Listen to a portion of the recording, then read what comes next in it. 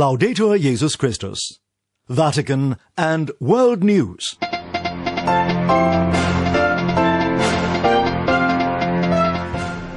And today, Friday, March 19th, is the Solemnity of Saint Joseph, spouse of the Blessed Virgin Mary and patron of the Universal Church.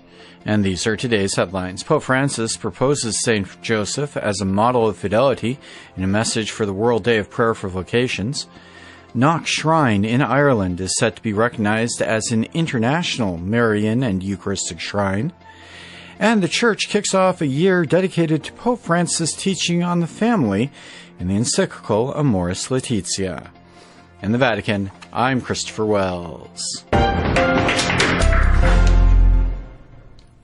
Our top story today, Pope Francis on Friday released his message for the World Day of Prayer for Vocations, which takes place on April 25th this year. In his message, the Pope urged all religious and clergy to look to Saint Joseph as a model of unreserved fidelity to God's invitation to service. Devin Watkins tells us more.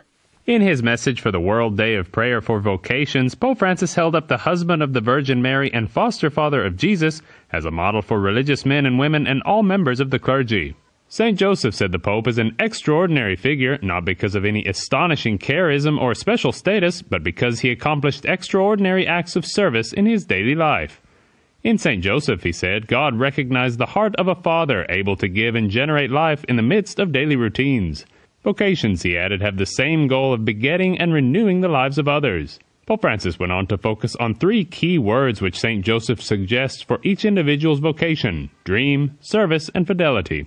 The Gospel of Matthew recounts 4 dreams with which God inspired St. Joseph, each of which represented a difficult call from God. After each dream, said the Pope, Joseph had to change his plans and take a risk, sacrificing his own plans in order to follow the mysterious designs of God. Because his heart was already inclined toward God, the saint easily picked up on his voice in so small a thing as dreams. God's call to each of us, said Pope Francis, happens in the same way. God does not overwhelm us with dazzling visions, he said, but quietly speaks in the depths of our heart. Pope Francis then considered St. Joseph's vocation to service. The Gospels show how Joseph lived entirely for others and never for himself, he said. By freeing love from all possessiveness, he became open to an even more fruitful service. Pope Francis added that he likes to think of St. Joseph as the protector of vocations. Fidelity, said the Pope, is the third aspect of Joseph's example for all consecrated persons. He always patiently pondered his actions and knew that success in life is built on constant fidelity to important decisions. The Pope said this fidelity is the secret of joy. And he concluded his message for the World Day of Prayer for Vocations by urging the Church's ministers to fill their homes with this same simple and radiant, sober and helpful joy, of which St. Joseph offers such an exemplary model. I'm Devin Watkins. On Friday evening, Pope Francis is delivering a special message via video link recognizing Knock Shrine, located in the west of Ireland, as an international Marian and Eucharistic shrine. The message will be broadcast during Mass, which will be celebrated by the Archbishop of Tuam, Michael Neary, and concelebrated by Father Richard Gibbons, the parish priest and rector of Knock Shrine. Papal recognition comes nearly 2.5 years after Pope Francis visited this Marian place of pilgrimage during his apostolic visit to Ireland for the World Meeting of Families. Speaking with Vatican Radio's Lydia O'Kane ahead of Friday's Eucharistic celebration, Father Gibbons said it's a great honor to be recognized in this way by the Pope. Well, we're absolutely thrilled and delighted with it. It's a great honor for the shrine to be recognized in this manner. And what it means is that we have, I suppose, the ultimate in terms of recognition from the Church, outside, of course, a papal visit, of which we've had 2. So it means an awful lot to just even speaking to my own people here at the shrine and the parishioners here associated with the shrine. They're just so happy and want to, when I was telling them that I was going to speak to somebody in Rome, said, thank Pope Francis. Tell Pope Francis thank you. It just means an awful lot to all of us, and we're so delighted with it. I should say that it's full of symbolism. also for the Gibbons. When you think about that, really the special status is going to be given on the 19th of March, which is the feast of St. Joseph, and it's also on the inauguration of Pope Francis at the beginning of his pontificate. St. Joseph, of course, was part of the apparition at the Knock Shrine, wasn't he? That's right, and all of those elements are actually they've come together perfectly, if you like. It's almost providential. Because if you remember, last December, Pope Francis has designated 2021 as the year of St. Joseph. And so all of this year, St. Joseph was part of the apparition itself, along with Our Lady, St. John the Evangelist. And then at the Hearken Chorus Centre, of course, and this is where the Eucharistic element comes in terms of the recognition, is the altar, the Lamb and the cross, the Eucharistic dimension. And the fact that even that during our Mass, because we have a Triduum of celebrations on the Friday, Saturday and Sunday, in honour of St. Joseph, that His Holiness is going to speak to us as well and deliver a message via webcam during the Mass at the time of the homily. So we're so blessed and honoured with all of this. It means an awful lot. That was Father Richard Gibbons, the pastor and rector of Knox Shrine.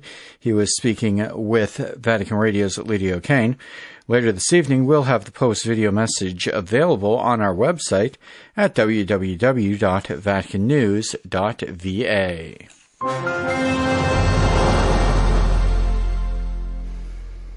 In other news, a Catholic nun in Myanmar, whose courage and compassion is said to have inspired Pope Francis, said she's grateful to the Holy Father for his closeness to the suffering people of her troubled nation.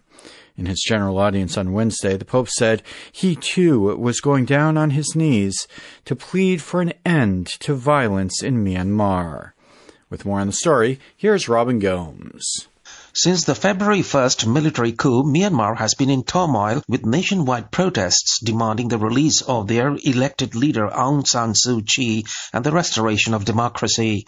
The military junta has, however, taken a hard line, cracking down ruthlessly on peaceful protesters, with over 230 reported dead so far. We are deeply grateful to the Pope because he remembers us. He knows Myanmar. He was among us in 2017, Sister Anne Nu Tong told the Vatican's Fides news agency. On February 28, the 45-year-old Xaverian nun noted a contingent of armed police gathered near her order's clinic in Myitkyina, the capital of the northern state of Kachin, for an assault on protesters. In panic, many young demonstrators had sought refuge in the clinic. Despite the dangerous situation, Sister Tong slowly approached the security forces and, going down on her knees and bending over with folded hands, earnestly pleaded with them not to attack the unarmed people. They told her to leave immediately, warning she was in grave danger, but she stood her ground, saying, "Just shoot me if you want to." Pope Francis was deeply touched by her courage and testimony. At the end of his weekly general audience in the Vatican on Wednesday, he launched his fourth appeal for Myanmar, saying, "I too kneel on the streets of Myanmar and say, stop the violence. I too reach out my arms and say, may dialogue prevail." Sister Tong said, "We are comforted and encouraged by the fact that the Pope supports us to end all violence through dialogue." She said she was surprised by reports that the Pope might have been inspired by her gesture of kneeling down and raising her hands to the sky.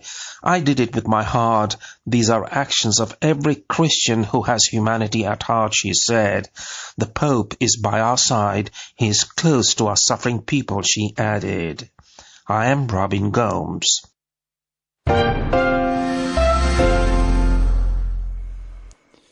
And returning to news from here at the Vatican, it's been 5 years since the publication of Pope Francis' post-apostolic synodal exhortation, Amoris Laetitia. To celebrate the anniversary, the Vatican is inaugurating a year Amoris Laetitia family, which begins today, Friday, the Solemnity of St. Joseph.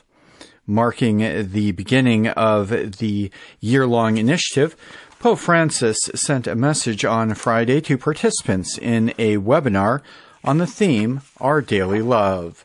Francesca Merlo tells us more. Pope Francis opened his message by greeting participants and organizers of the Our Daily Love webinar. The Pope recalled the publication of the post-synodal apostolic exhortation Amoris Laetitia on the beauty and joy of conjugal and family love, and invited all to live a year rereading the document and reflecting on the theme. Pope Francis noted that the main intention of the document is to communicate that today a new look at the family is necessary on the part of the Church. He stressed that reiterating the value of doctrine is not enough. Rather, we must become custodians of the beauty of the family and take care of its fragilities and wounds with compassion. Pope Francis went on to say that there are two aspects at the heart of all family ministry: the frankness of the proclamation of the gospel and the tenderness of accompaniment. He explained that on the one hand we proclaim to couples, spouses and families a word that helps them grasp the authentic meaning of the union and love. On the other hand, the Pope noted, this proclamation cannot and must never be given from above or from outside. He explained that the Church is incarnated in history, as was her Master. So, when she proclaims the gospel of the family, she does so by immersing herself in real life, knowing firsthand the daily struggles of spouses and parents, their problems, their sufferings, all those small and large situations that weigh down and sometimes hinder their journey. It is in this context that daily love is lived, said the Pope, making reference to the title of the webinar. He noted that the title is a significant choice because it is about the love generated by the simplicity and the silent work of the life of a couple, by that daily and sometimes tiring commitment carried out by spouses, mothers, fathers and children. We are called to accompany, listen and bless the journey of families, said the Pope, not only to chart the direction, but to make the journey with them, to enter the home with discretion and love, to say to the couple, the Church is with you, the Lord is close to you. We want to help you safeguard the gift you have received. Finally, the Pope urged, let us support the family, let us defend it from all that compromises its beauty, and he invited everyone to approach this mystery of love with wonder, discretion and tenderness, to commit to safeguarding its precious and delicate bonds, children, parents, grandparents. We need these bonds to live and to live well, he said, to make humanity more fraternal. I'm Francesca Merlo. Finally, in view of the corona pandemic, the bishops in the EU are calling for more solidarity among the states. Bishop Franz Joseph Overbeck gave that message in an interview with Vatican Radio. The pandemic demands solidarity. We cannot return to the so-called status quo ante. We have to see a decisive and effective action that limits the damage. It makes it possible to overcome the consequences, who are very hard to bear. In the pandemic, we see people's need. That's the second point for the welfare state. It's very important also for us. The preferential option for the poor, as we said in Catholic language, which is closely linked to the principle of solidarity, is to be understood, I want to say, in a social sense, in addition to the economic dimensions. And as bishops, we welcome the fact that the EU has agreed on the so-called Next Generation EU recovery as a recovery instrument. So it's important, to use these funds very well. On the one hand, we need to help people and groups at risk. It is obvious. And on the other hand, we must continue to advance issues such as the shaping of digitalization. And part of sustainability is a safeguard of creation. And that's all the time we have for this edition of Vatican and World News. In the Vatican, I'm Christopher Wells.